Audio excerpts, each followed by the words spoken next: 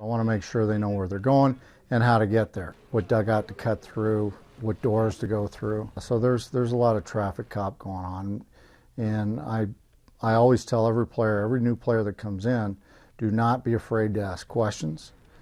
If you're not sure where you're supposed to be, please ask. I want them to be in the right place at the right time, so please ask. But sometimes they still don't ask. Rob Thompson let us in on the progressions that play out beginning when camp opens in mid-February. First 4 or 5 days is pitcher-catcher. So we're just, basically all we're trying to do is build up the pitchers and get them ready for batting practice. That's the next part of the progression. So it's mound work, progressing to batting practice, progressing to sim games. That time of the spring is pretty easy.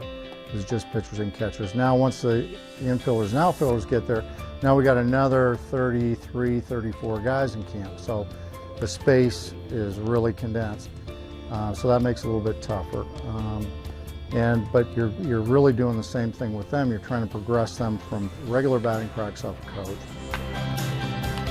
regular drills, to and then start increasing the intensity where you're facing pitchers in BP and doing team defenses and then getting them ready for the game situation. So as time goes on, the intensity level increases, the work level increases. And then once the games start, obviously, it's work putting lineups together, making sure the guys aren't playing too many days in a row, too many innings in a row, lining up pitching. So there's a lot of organization involved. Whether a formal or informal setting, all members of the Yankees coaching staff are constantly communicating with each other regarding what they see on the field each day. Many times a day are we talking about different players or different pitchers. Usually we're in smaller groups, maybe once or twice a day, where we're talking about different things that we see, how they're feeling the ball or how they're throwing a certain pitch or what their swing looks like.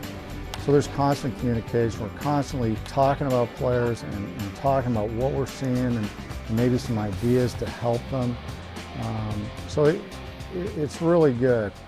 A big part of spring training for Thompson and the rest of the coaches is the evaluation process, which starts about a week into spring training. You've got your main guys that you pretty much know are going to make the club. So there might be 5 or 6 spots that are in question. So that might involve 8 or 9 guys. So most of those guys will stay in camp a lot longer. I think you give them a good 10 days to get acclimated, and then I think for me, that's when the evaluation really starts. Thompson has been organizing spring training for the Yankees for over 10 years, and he's always exploring ways to make it run more efficiently. I'm always looking at different ways to do things and make it fresh, make it better. More efficient. There's all kinds of different things that I pick up from our player development staff because they do things, they might find a drill and we might implement it. Every year there's something new. The last 2 years we've been having the later start times. We get guys here at the ballpark and they're fresh, they've slept in a little bit more, so their focus and their concentration is a lot higher because they're a little more awake. And also the fields are drier, so you have a better work area to get things done and to accomplish some of the objectives that we've set out for each player.